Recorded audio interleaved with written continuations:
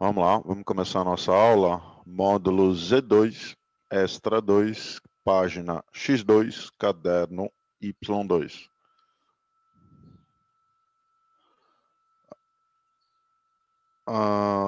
São não da apostila da revisão 1 que o curso vai ter, não. São outros, tá?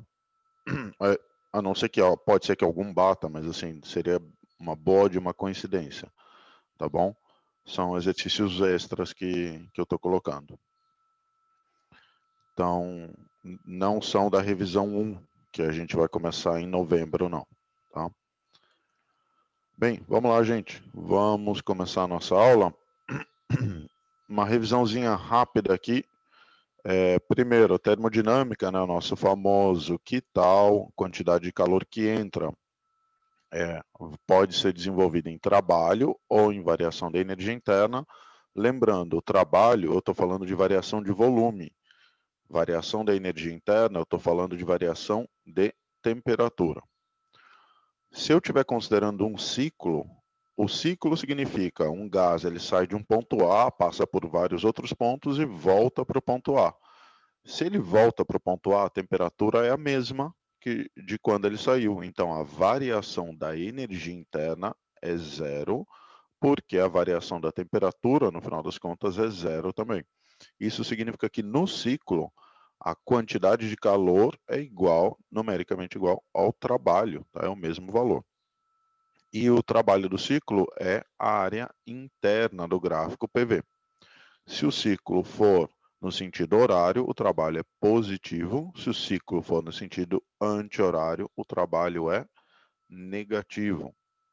Daí, essa daqui é o primeiro princípio, né, da termodinâmica, o famoso que tal, primeira lei da termodinâmica. E daí aqui vem o segundo.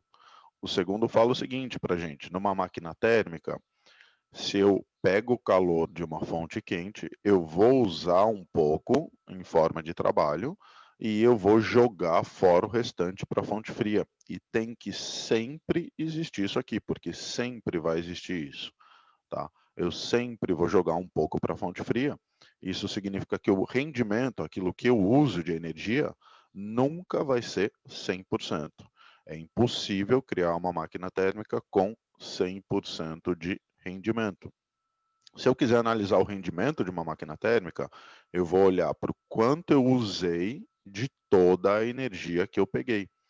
Então, o rendimento pode ser escrito trabalho sobre a energia da fonte quente.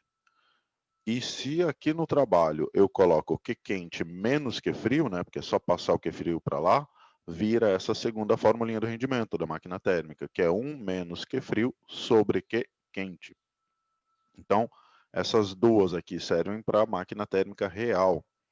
Daí a gente tem o ciclo de Carnot. O ciclo de Carnot é aquele ciclo ideal, teórico, que a gente não consegue criar, mas que se conseguisse criar, essa formulinha ia mostrar o melhor rendimento da minha máquina térmica. E, na verdade, o que a gente faz é a quantidade de calor da fonte fria está relacionado com a temperatura da fonte fria.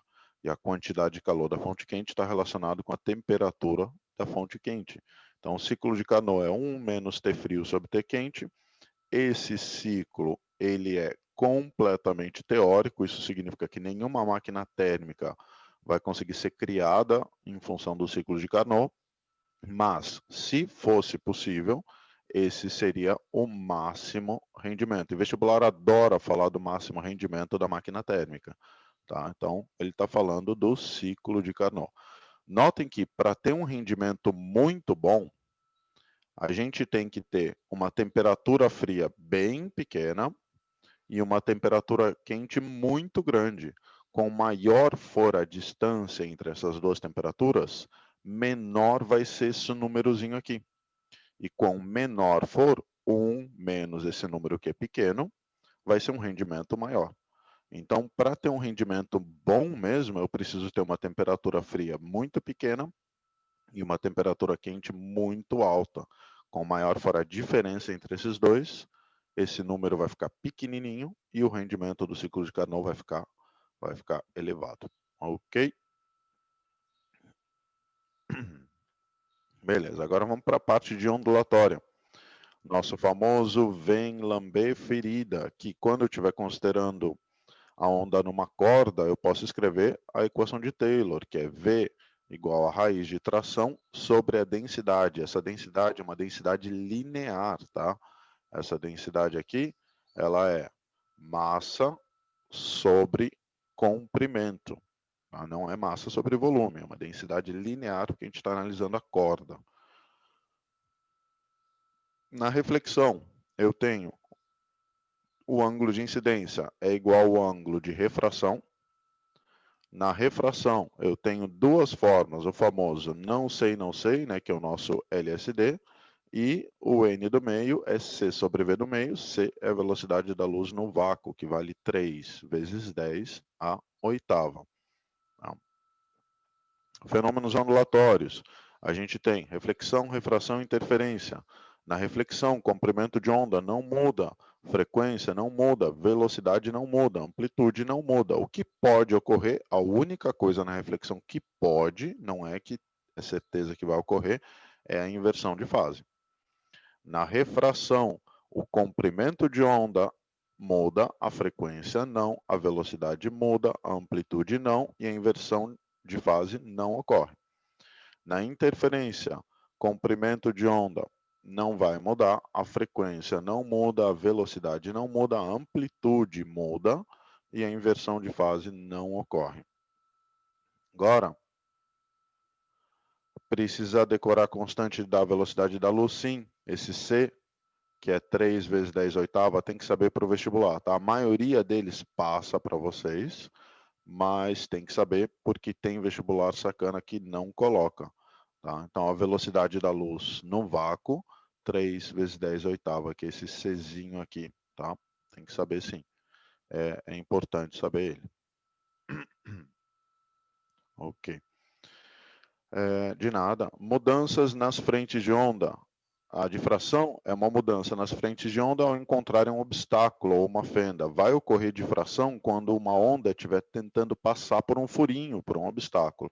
Ela vai contornar esse obstáculo e a distância desse obstáculo, o furo, tem que ser normalmente menor do que o comprimento de onda. Interferência.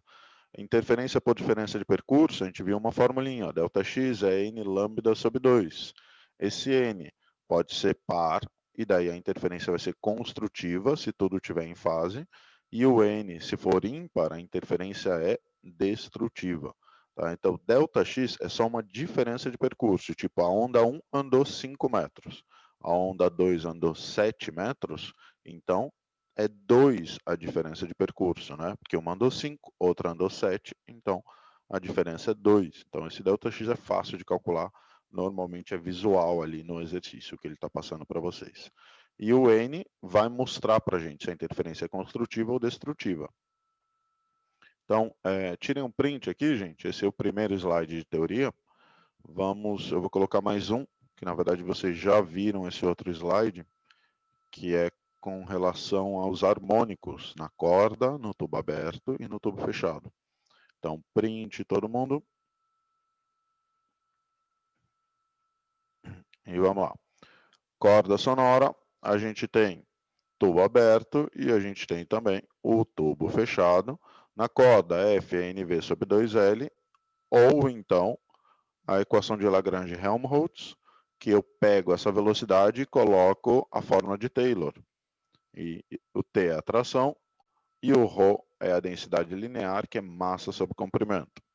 Nas cordas, os harmônicos, esse N é o número de harmônico ou o número de ventres. Em cordas, eu conto ventres. No tubo sonoro aberto, a equação é a mesma, olha só, é idêntica. Tá? A única diferença é que esse N é o número de harmônicos ou o número de nós, porque em tubos sonoros, desses dois caras aqui, eu conto o nó. Eu não conto ventre, como cordas. Eu conto só nó. Então, é número de harmônico ou número de nós. Tá? Diferente desse aqui, que é o harmônico ou ventre. No tubo fechado, eu tenho um grande problema, porque o tubo sonoro fechado ele é o mais difícil. Primeiro, porque ele muda esse fator de divisão. Aqui, ó, a gente conta a cada 1/4 de lambda, a gente vai contando de quarto em quarto de lambda. Mudou, esses outros são 2, esse aqui é 4. Então, essa é a primeira alteração. Segunda alteração, não posso ter harmônico par, eu só posso ter harmônico ímpar. E para corrigir isso, a gente coloca essa fórmula chata aqui em azul, ó, 2n menos 1. Por quê? O n vai ser o número de nós. E se eu tiver 2 nós, 2 vezes 2, 4 menos 1, 3. Isso aqui está corrigindo, é o terceiro harmônico. Então, 2n menos 1, essa conta aqui dá o número de harmônicos. E só pode ser harmônico ímpar. Por isso que eu tenho esse elemento aqui. Diferente desses dois que não tem nada, eu posso usar o n, ou nós, o harmônico, ou o ventre. Aqui não. Aqui ou eu uso nó, aqui dentro, ou então eu substituo tudo isso pelo número do harmônico, lembrando que só pode ser harmônico ímpar. Tá? Então, pessoal, tirem um print.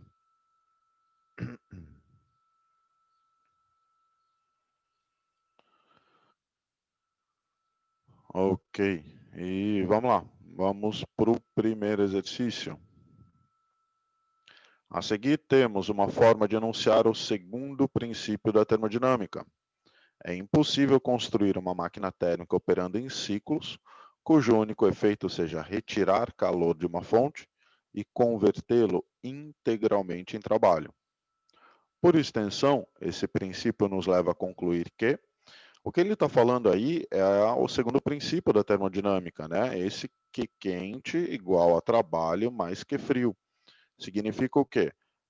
Toda a energia que uma máquina térmica recebe, ela vai usar uma parte para realizar trabalho, né? Ou vai usar essa energia e ela vai jogar o resto para a fonte fria. E sempre vai existir esse cara aqui. Sempre eu vou ter que jogar um pouco para a fonte fria. E o rendimento fica trabalho sobre que quente. E isso significa para a gente o quê? Toda máquina térmica vai rejeitar uma parte desse calor para a fonte fria. É impossível converter 100% da energia que a gente recebe em trabalho, ou seja, uma máquina de 100% de rendimento. Pergunto, gente. Dúvida? Dúvida?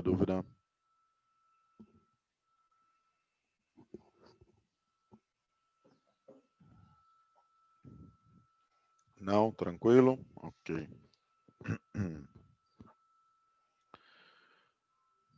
Então, vamos lá, vamos continuar. Tirei um print e exercício número 2. A figura representa uma onda gerada por uma lâmina vibrante, F, propagando-se por uma mola em 5 instantes sucessivos, representados pelas imagens de 1 a 5. No intervalo de tempo correspondente a essas 5 imagens, o ponto P, indicado na figura, realizou uma oscilação completa. Aqui está o ponto P, ó. Ele estava lá no topo, ele desceu para o nível de equilíbrio, ele foi lá para o vale, daí ele voltou para o meio nível de equilíbrio, e daí depois ele foi para o topo de novo. Então ele descreveu um ciclo, né? Ele desceu e subiu.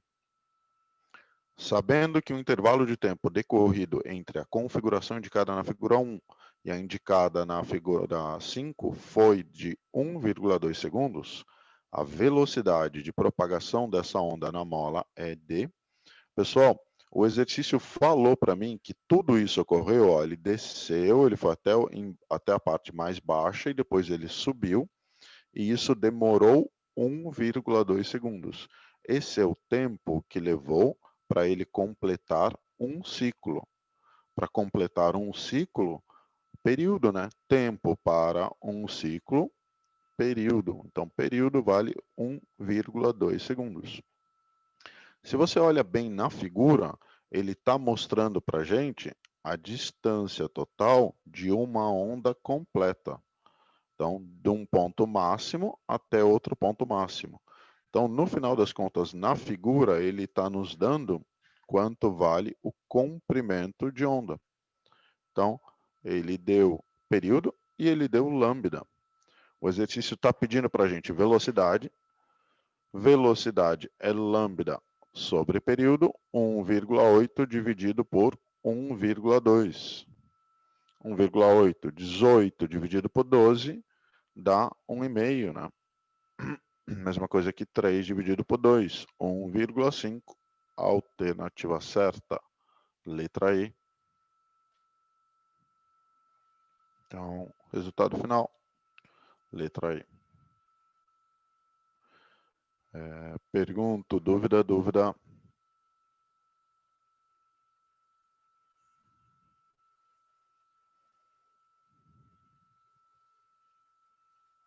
Não? Ok. Vou dar um segundo para vocês terminarem de printar.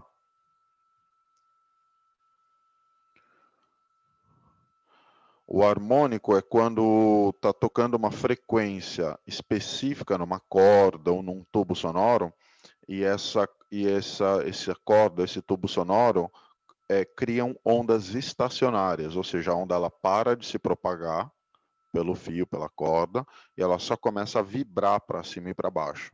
E são frequências muito específicas para aquele instrumento. Tá? Então, para aquele instrumento, sei lá, o primeiro harmônico acontece em 60 Hz. Daí o segundo harmônico, só 120. O terceiro, vou sempre crescendo mais 60, 180 e assim por diante. Então a onda ela para de se propagar pelo fio e ela começa só a vibrar para cima e para baixo, para cima e para baixo. Isso é quando é criado o harmônico, tá? Quando cria uma onda estacionária. Sempre que acontece a onda estacionária naquele fio, naquele objeto, está criando um harmônico, algum deles, tá bom?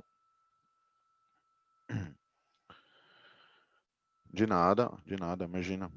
Prof, bom dia. Uma definição de onda seria de um vale a outro? Pode ser. O comprimento de onda, sim, pode ser. De um vale a outro, ou de um nível de equilíbrio a outro, tanto faz. Você pode escolher o seu ponto início. Ó. Eu peguei aqui do topo, né? Do topo ao topo. Ou então, ó, do nível de equilíbrio ao nível de equilíbrio. Ou então, aqui de baixo até lá embaixo, ou então do nível de equilíbrio começando para baixo e daí acabando para baixo também, ó. Tudo isso é lambda, tá bom? Depende de onde você começa, você só tem que ver o desenho inteiro da onda. Viu o desenho inteiro da onda ali? Ali tem um lambda, tá bom? De nada. Então, vamos lá. Exercício número 3.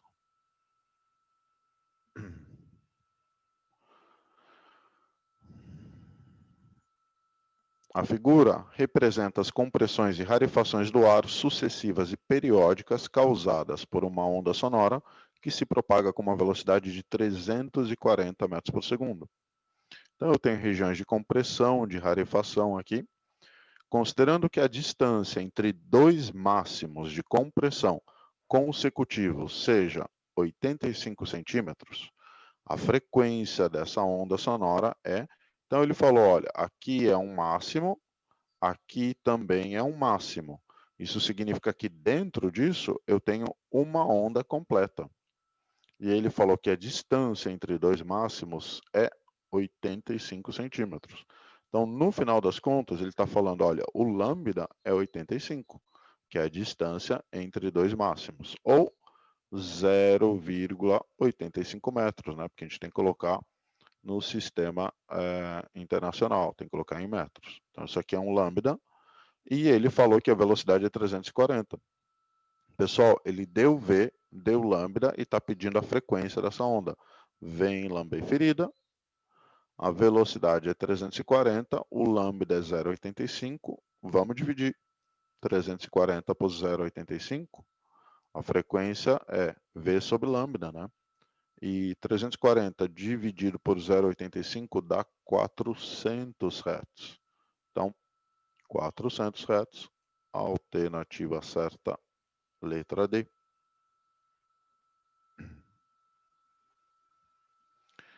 Pergunto, gente, dúvida aqui nessa questão?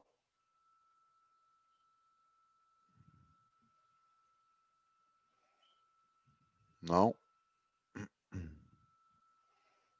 Ok.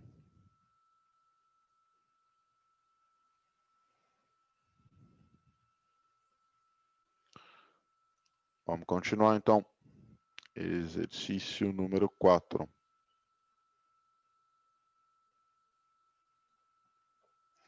Na situação esquematizada na figura, ondas retas propagando-se na superfície da água de um tanque passam de uma região profunda, 1, para outra região mais rasa, 2. Com isso, o comprimento de onda, a distância entre duas frentes de ondas consecutivas, e a velocidade de propagação sofrem redução, P1% e P2%, respectivamente.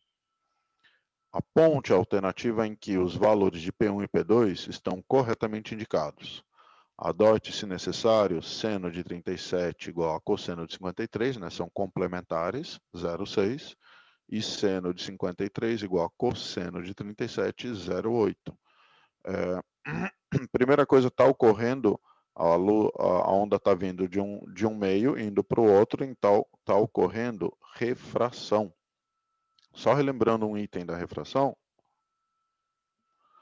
na refração, um ponto-chave é o seguinte: na hora que você escreve o vem lamber ferida,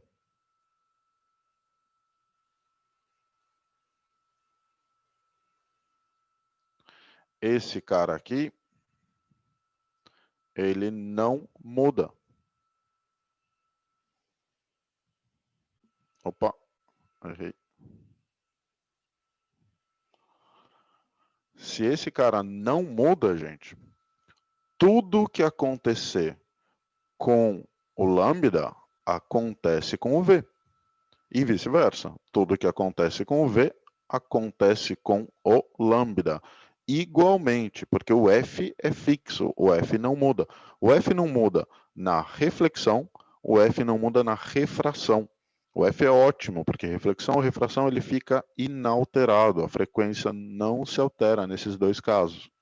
Então, por que eu estou falando isso para vocês? Porque se o lambda diminui, sei lá, 20%, a velocidade vai diminuir 20 também. Ah, e se ele diminui 30? Então a velocidade diminui 30. E se ele diminui 40? A velocidade diminui 40. Eles diminuem na mesma proporção, porque só tem esses dois variando aqui. Se um lado varia, é porque o outro varia igual, ok? Então aqui dessa questão 4, você já poderia arriscar a letra B e a letra D, porque ó, um está variando 75 enquanto o outro 25, ou 25, o outro 75, não pode. Eles têm que variar igual, né? Porque ó, o P1 é a mudança do comprimento de onda, é a redução, hein? E o P2 é a redução da velocidade. Então eles têm que variar iguais, ou seja, ou é 75 para os dois, ou 50 para os dois, ou 25 para os dois. Aqui você já matava as outras alternativas, porque se um varia, o outro tem que variar de forma igual também, ok? Tá, então agora vamos começar a resolver. Seno de I sobre seno de R é lambda 1 sobre lambda 2. Tá? Do vem lambda ferida, o V é diretamente proporcional a lambda, então posso escrever isso.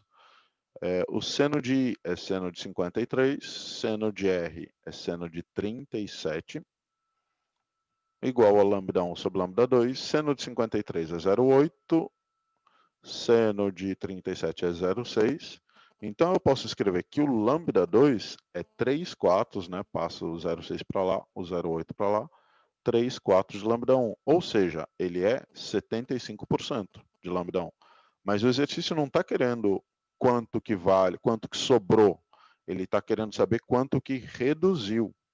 Se sofrem reduções. Se ele sobrou 75% do original, significa que ele reduziu em 25%.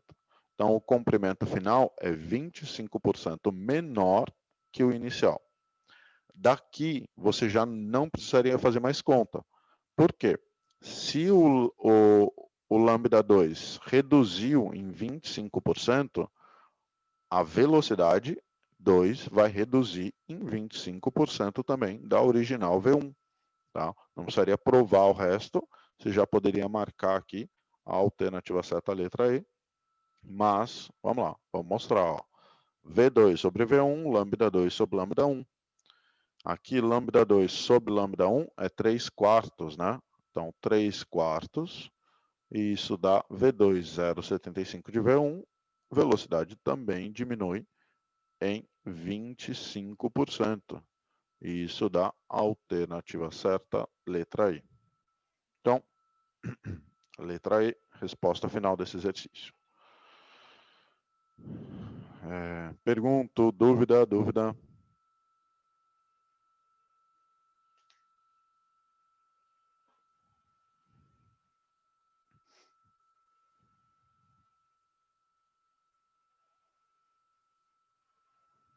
Não. Esse ângulo de incidência é o ângulo da onda com a normal, exato. Sim, sim. Ó, o exercício ele coloca aqui 53, né? A onda está chegando aqui, ó, nessa direção. Essa tatu no meu braço, não, é uma hora. É uma hora. Aqui o ângulo de 53. Se aqui é 53, então essa partezinha aqui, ó, é 37. Tá? Se aqui é 37, esse outro lado aqui, ó, é 53, que é o ângulo de incidência. Tá? Então, a gente está usando esse ângulo aqui, ó, o ângulo de 53 graus. É sempre com relação à normal. E a normal, no final das contas, se ele deu aqui 53, para você daí falar, esse está com a superfície, então deve ser o 37 que eu vou usar de incidência, mas na verdade é o 53 mesmo, tá bom? A mesma coisa ali embaixo, ó, ele deu esse 37, e daí você sabe que aqui vai ser o 53, e se aqui é o 53, aqui é o 37, que é o ângulo de refração que a gente usa, tá bom? Então, ele tentou confundir o aluno aqui com os ângulos. Bem, pessoal, tirem um print e vamos lá, vamos continuar.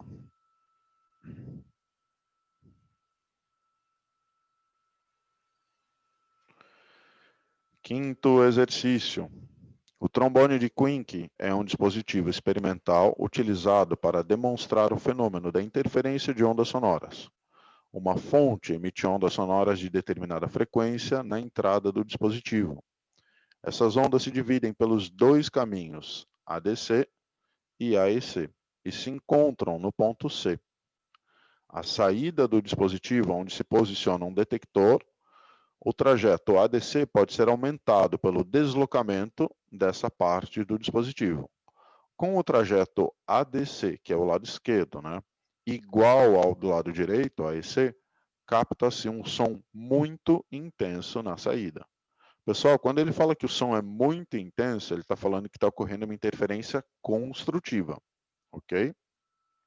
Entretanto, aumentando-se gradativamente o trajeto ADC, aquele da esquerda, até que fique como mostrado na figura, a intensidade do som na saída fica praticamente nula.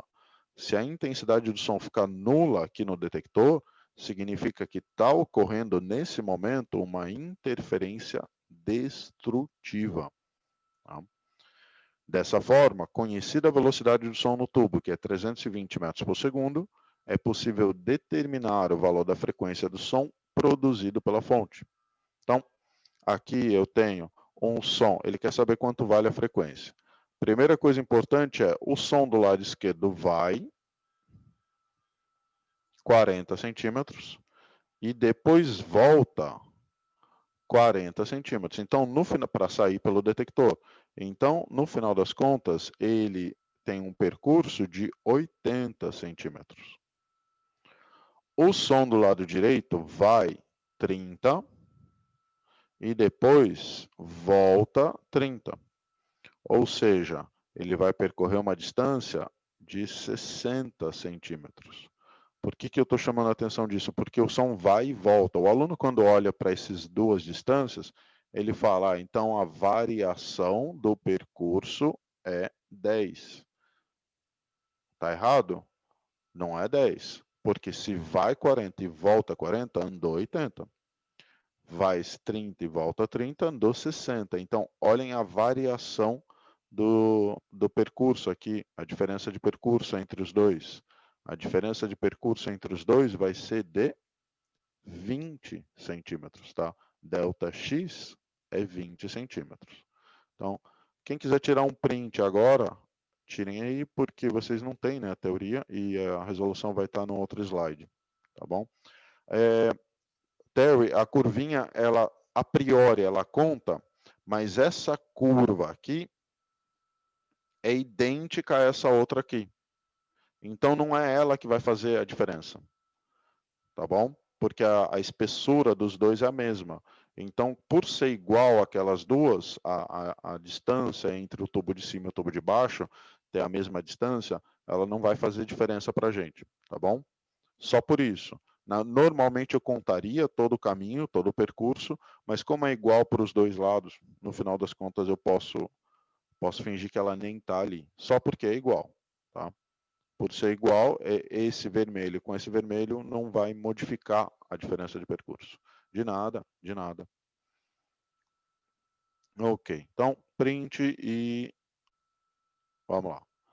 Então o ΔX é n lambda sobre 2, e como o exercício falou que está ocorrendo uma interferência destrutiva, né, eu vou usar o n ímpar, e o primeiro ímpar é o 1. Então eu vou usar n igual a 1 aqui nessa equação. E o ΔX é 80 menos 60. Ah, já posso colocar 20, professor? Eu já vi que é 20. Pode? Lógico, claro. 20 igual a 1 lambda sobre 2. Isso significa que lambda sobre 2 é 20, então lambda é 40 centímetros, né? Passo 2 multiplicando, ou 0,4 metros. Daí, gente, praticamente acabou.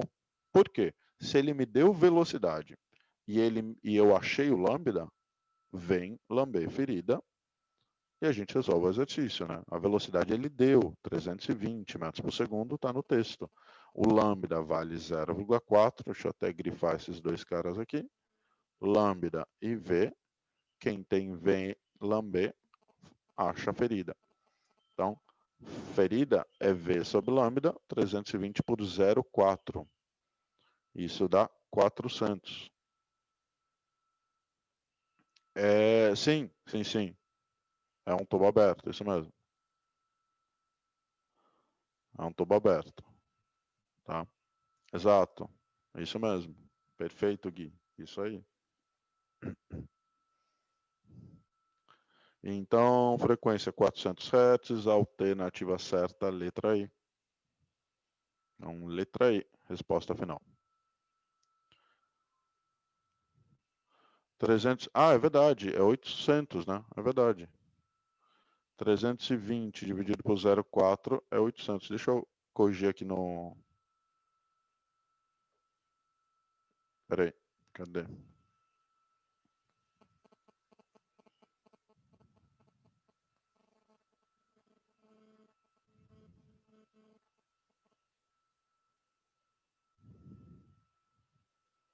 Peraí que eu estou corrigindo no PowerPoint.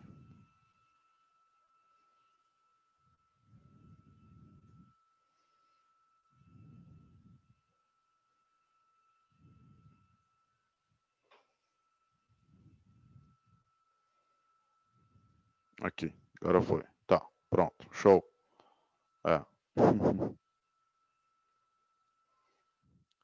Então, tirem um print e vamos continuar.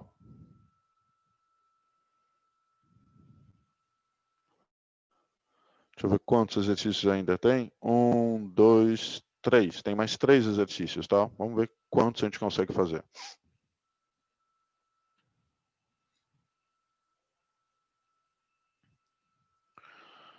Considere as afirmações abaixo sobre o fenômeno de difração. Pessoal, difração é o fenômeno onde uma onda vai tentar passar por um obstáculo. Então, aqui está meu obstáculo, ó, e essa onda vai tentar atravessar esse obstáculo. Na hora que ela bate aqui nesse obstáculo, ela vai criar uma nova onda e ela vai se propagar em todas as direções a partir desse obstáculo aqui. Um item muito importante que você tem que lembrar na difração, a coisa mais importante da difração é o comprimento de onda dessa onda e a distância entre esse furinho aqui, né, na verdade o tamanho do obstáculo. Para ocorrer uma difração boa, o lambda tem que ser maior do que esse furinho onde a onda vai passar. Quanto maior for em relação ao furo, mais essa onda ela vai se propagar em todas as direções. Então, para ocorrer uma difração de verdade decente, eu preciso que esse furinho seja menor do que o tamanho, o comprimento dessa onda. Se for menor, essa onda ela difrata de maneira eficiente. Tá? Então, a difração é um fenômeno ondulatório que ocorre apenas em ondas sonoras. Mentira, ela pode ocorrer também em onda eletromagnética. A luz, ela difrata. A luz, na hora que passa por um furinho, ela abre. Tá? Então, está falsa essa afirmação. Segunda afirmação. A difração que ocorre quando uma onda atravessa uma fenda é tanto mais acentuada quanto menor for a largura da fenda. Verdadeiro, né? Se a largura dessa fenda aqui for bem pequenininha, melhor vai ser a difração. A difração ocorre quando uma onda atravessa uma fenda, é mais acentuada quanto maior o comprimento de onda. Verdadeiro também, né? Se o lambda for bem grandão, vai ser melhor essa difração aqui dessa onda. Então, a alternativa certa, a letra D, a 2 e a 3 estão corretos. Eu preciso que isso ocorra quanto maior for o lambda em relação à distância desse furinho aqui, né? Melhor vai ocorrer a difração, tá bom? Então, tirem um print. A alternativa certa, a letra D.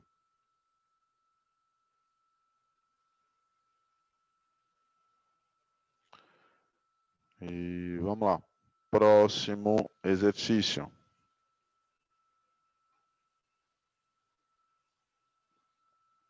Uma corda inextensível e homogênea de comprimento igual a 100 centímetros e massa igual a 50 gramas tem em um de seus extremos conectados uma mola ideal disposta verticalmente.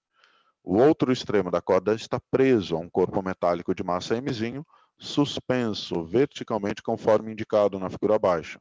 Então aqui eu tenho uma corda esticada. A mola é posta a oscilar verticalmente em movimento harmônico com uma frequência de 20 Hz. Considerando a polia ideal, determine a massa do corpo metálico, então a massa desse objeto aqui, esse é um bom exercício, hein? Em unidades da CI, para que se obtenham 2 ventres na onda transversal estacionária, que forma a corda. 2 ventres significa que aqui a onda vai estar assim, ó. Assim, tá? Essa é a primeira, essa é a que está vibrando em uma direção, essa que está vibrando em outra direção. Então, 2 ventres significa esse desenho aqui. Na corda sonora, eu conto ventres. O número de ventres é o número de harmônicos. Tá? Então, se eu tenho 2 ventres, significa que eu tenho o segundo, está acontecendo o segundo harmônico. Tudo bem? Até aqui, dúvida, gente? Ok. Vamos continuar, então.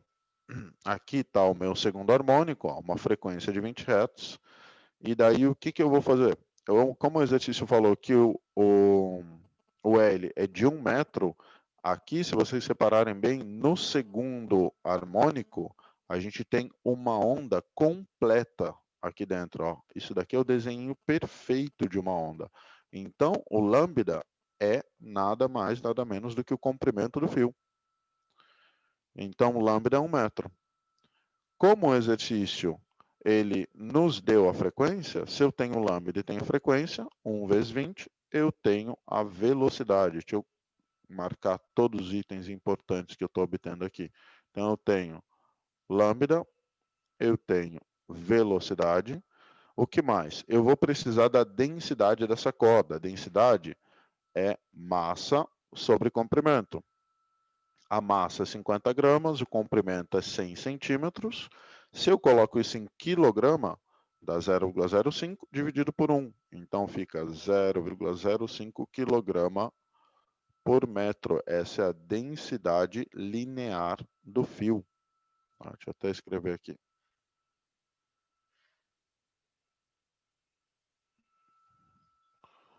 Densidade linear do fio. E daí, eu vou usar a equação de Taylor. Velocidade da onda, que eu sei, é raiz de tração sobre a densidade. Mas, gente, essa tração aqui nada mais é do que o peso desse bloquinho.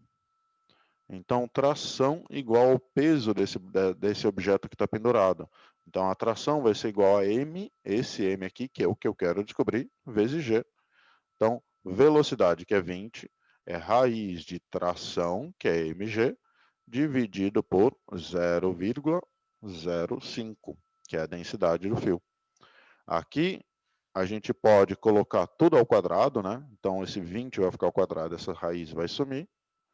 E já passo 0,05 multiplicando. Isso aqui, 20 ao quadrado dá 400, vezes 0,05. Isso dá 20. 20 dividido por 10, 2 quilogramas. A alternativa certa, letra B. Então, letra B como resposta final desse exercício.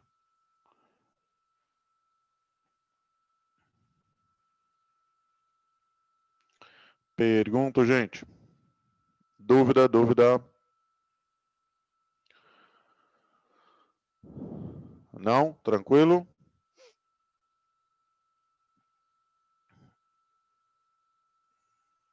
Ok. Bem, então é isso por hoje. Agradeço a todos pela presença. Semana que vem a gente tem mais uma aulinha de revisão extra aí. Tá?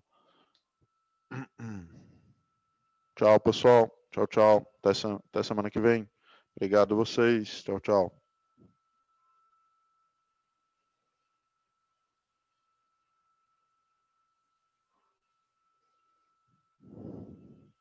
Alô, Gabi. Tchau, tchau. Nicole, Ana.